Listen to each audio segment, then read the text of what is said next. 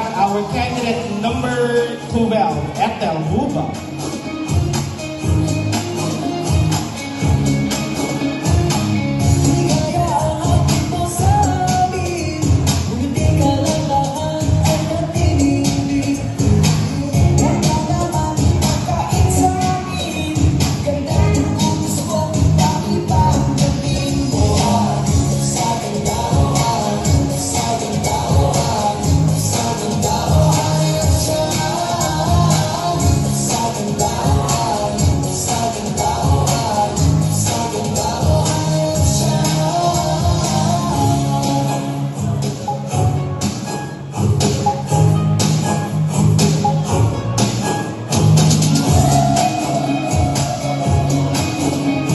Thank you so much, Ms. Ethel Huba.